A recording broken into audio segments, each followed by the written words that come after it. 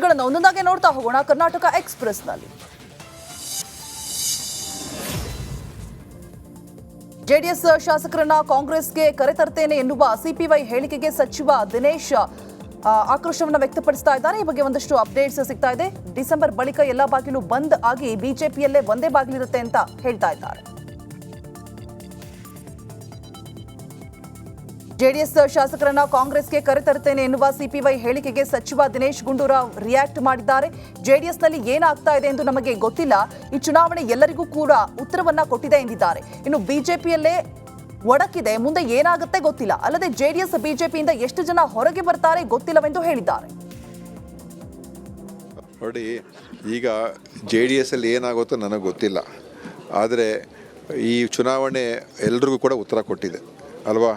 ಅನಾವಶ್ಯಕವಾಗಿ ಏನೇನೋ ಮಾತಾಡ್ತಾಯಿದ್ರು BJPಯವರು JDS ಅವರೆಲ್ಲ. ಅವರಿಗೆ ಜನನೇ ಉತ್ತರ ಕೊಟ್ಟಿದ್ದಾರೆ. ಈಗ ಜನ ಏನು ಹೇಳಿದ್ದಾರೆ, ನಮಗೆ ನೀವು ಇನ್ನೂ ಹೆಚ್ಚು ಒಳ್ಳೊಳ್ಳೆ ಕೆಲಸಗಳು ಮಾಡಿ ಜನಪರವಾದಂಥ ಕಾರ್ಯಕ್ರಮಗಳನ್ನು ಮುಂದುವರಿಸಿ ಅಂತ ಹೇಳಿದ್ದಾರೆ.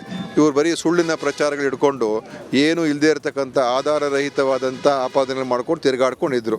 ನಿಮ್ಮ ಇಲ್ಲಿಯ ಸ್ಥಳೀಯ ವಿಜೇಂದ್ರ ಅವರು ಇರ್ಬೋದು, ಮತ್ತು ಕುಮಾರಸ್ವಾಮಿಯವರು ಇರ್ಬೋದು, ಯಾರೇ ಇರ್ಬೋದು, ಯಡಿಯೂರಪ್ಪನವರು ಇರ್ಬೋದು, ಆರ್ ಅಶೋಕ್ ಇರ್ಬೋದು, ಯಾರೇ ಇರ್ಬೋದು.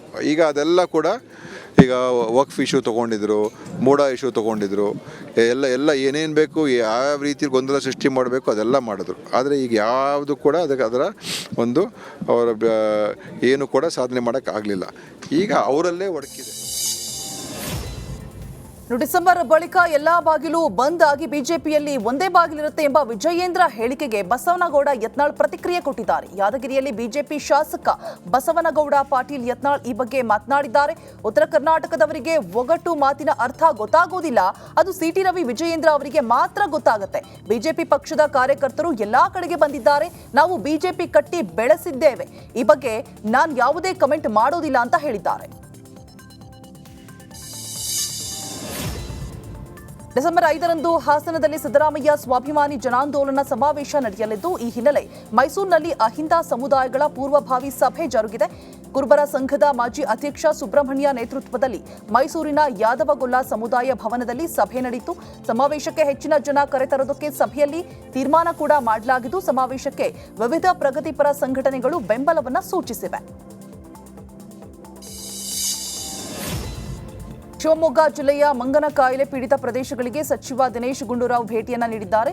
ಅರಳಗೋಡು ಗ್ರಾಮ ಪಂಚಾಯತ್ ವ್ಯಾಪ್ತಿಗೆ ಭೇಟಿಯನ್ನ ನೀಡಿ ಗ್ರಾಮಸ್ಥರೊಂದಿಗೆ ಸಮಾಲೋಚನೆಯನ್ನು ಕೂಡ ನಡೆಸಿದ್ದಾರೆ. ಸಚಿವರಿಗೆ ಶಾಸಕ ಬೇಳೂರು ಗೋಪಾಲಕೃಷ್ಣ, ವಿವಿಧ ನಿಗಮದ ಅಧ್ಯಕ್ಷರು ಹಾಗೂ ಕಾಂಗ್ರೆಸ್ ಮುಖಂಡರು ಸಾಥ್ ಕೊಟ್ಟಿದ್ದಾರೆ.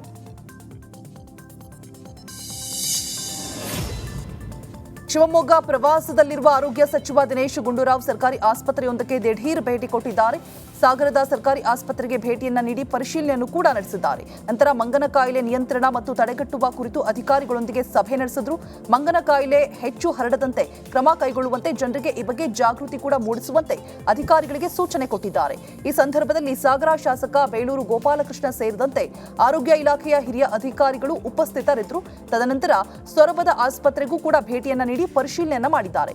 ಈ ವೇಳೆ ಸಚಿವ ಮಧು ಬಂಗಾರಪ್ಪ ಸಾಥ್ ಕೊಟ್ಟಿದ್ದಾರೆ. ಮಾಜಿ ಸಂಸದ ಜಿಎಂ ಸಿದ್ದೇಶ್ವರ್ಗೆ ಎಸ್ಎ ರವೀಂದ್ರನಾಥ್ ಪರೋಕ್ಷವಾಗಿ ಟಾಂಗ್ ಕೊಟ್ಟಿದ್ದಾರೆ. ದಾವಣಗೆರೆಯಲ್ಲಿ ನಡೆದ ತಮ್ಮ ಹುಟ್ಟುಹಬ್ಬದಲ್ಲಿ ಮಾತನಾಡಿದ ಅವರು, ಯಡಿಯೂರಪ್ಪನವರು ಬಿಜೆಪಿ ಪಕ್ಷವನ್ನ ಕಟ್ಟಿ ಬೆಳೆಸಿದ್ದಾರೆ, ನಾವು ಕೂಡ ಜಿಲ್ಲೆಯಲ್ಲಿ ಪಕ್ಷ ಸಂಘಟನೆಗೆ ಶ್ರಮ ವಹಿಸಿದ್ದೇವೆ. ಆದರೆ ಇಷ್ಟು ದಿನ ಗ್ರಹಣ ಹಿಡಿದಿತ್ತು, ಅದು ಈಗ ಬಿಟ್ಟು ಹೋಗಿದೆ. ಗ್ರಹಣ ಬಿಟ್ಟು ಹೋದ ಮೇಲೆ ನಾವೆಲ್ಲ ಒಟ್ಟಾಗಿ ಸೇರಿ ಪಕ್ಷ ಕಟ್ಟಬೇಕಿದೆ ಅಂತ ಮಾತಿನಲ್ಲೇ ಪರೋಕ್ಷವಾಗಿ ತೆಗೆದಿದ್ದಾರೆ. ಅದರಿಂದ ಇನ್ನು ಮುಂದಿನ ದಿನಗಳಾಗಿ ಭಾರತೀಯ ಜನತಾ ಪಾರ್ಟಿ ಚೆನ್ನಾಗಾಗ್ತದೆ ಅಂತಕ್ಕಂಥದ್ದನ್ನ ಹೇಳ್ತಾ, ನನ್ನ ಹುಟ್ಟುಹಬ್ಬಕ್ಕೆ ಇಷ್ಟೊಂದು ಜನ ಸೇರಿ ಮಾಡಿ ನನಗೆ ಆರೈಸ್ತಕ್ಕಂಥದ್ದು ಮಾಡಿದ್ದೀರಿ. ನನಗೆ ಭಾಳ ದಿವಸ ಬರ್ತಾರೆ ಇಲ್ಲ ಗೊತ್ತಿಲ್ಲ, ಒಟ್ಟಂತೂ ಇರೋ ತನಕ ಪಾಡಬೇಕು ಅಂತ ನನ್ನ ಆಸೆ. ಆ ರೀತಿಯಿಂದ ನೀವೆಲ್ಲರೂ ಸಹ ಏನು ಒಳ್ಳೆಯದಾಗಲಿ ಅಂತಕ್ಕಂಥದ್ದು ಅನಿಸಿದ್ದೀರಿ. ನಾನು ನಿಮಗೆಲ್ಲರಿಗೂ ಸಹ ಕೃತಜ್ಞತೆಯನ್ನು ಅರ್ಪಿಸಿ, ಮುಂದಿನ ದಿನಗಳಿಗೆ ಮುಖ್ಯಮಂತ್ರಿಗಳು ಆಗ್ತಕ್ಕಂಥವ್ರು ನಮ್ಮ ಯಡಿಯೂರಪ್ಪನವರು ಎಷ್ಟು ಕೆಲಸ ಮಾಡಿದ್ರು, ವಿಜಯೇಂದ್ರರು ಸಹ ಅಷ್ಟೇ ಕೆಲಸ ಮಾಡಿ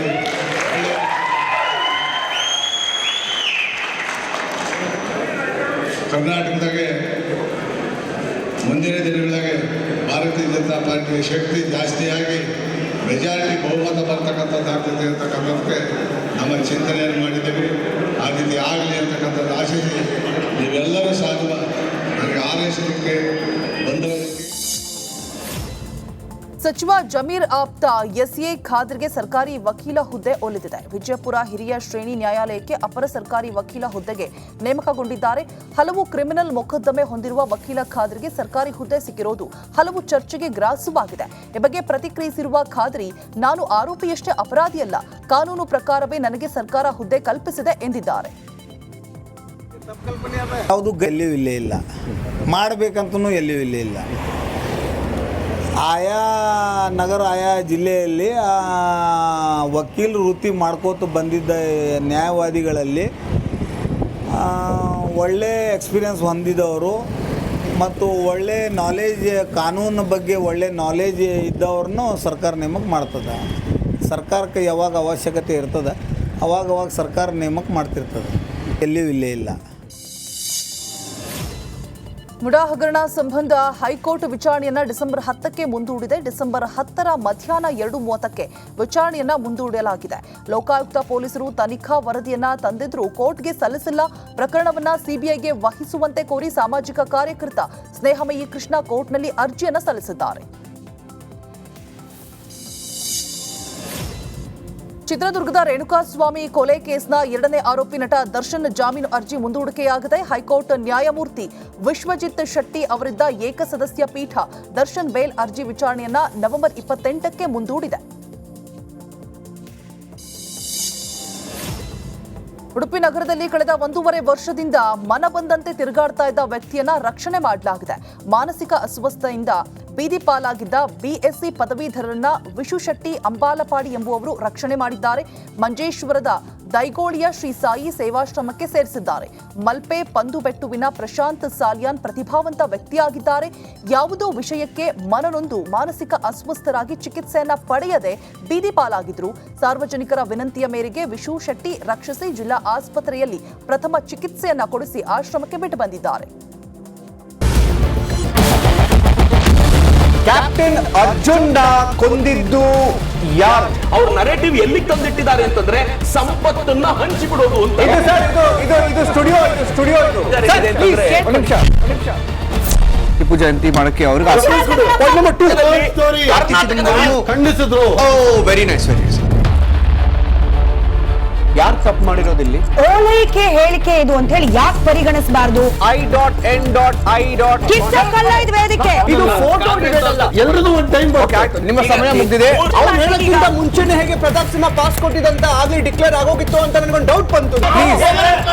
ಸಾಕು ನಿಲ್ಸಿ, ಸಾಕು ನಿಲ್ಸಿ. ಕೆಟ್ಟ ಪದ ಬಳಕೆ ಕಾಂಬಿನೇಷನ್ ಇಟ್ಟಿಲ್ಲ ನಾವಿಲ್ಲಿ.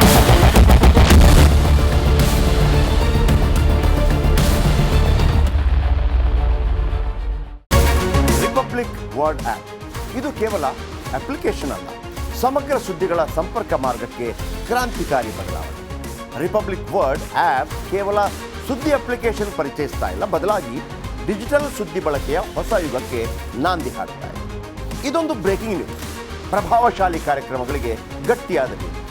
ಇಲ್ಲಿ ಕೇವಲ ತಾಜಾ ಸುದ್ದಿ, ಅದರ ನೇರ ಪ್ರಸಾರ ಮತ್ತು ಚರ್ಚೆಗಳಿಗೆ ಮಾತ್ರ ಅವಕಾಶ. ರಿಪಬ್ಲಿಕ್ ವರ್ಲ್ಡ್ ಆಪ್ ಡೌನ್ಲೋಡ್ ಮಾಡಿಕೊಳ್ಳಿ.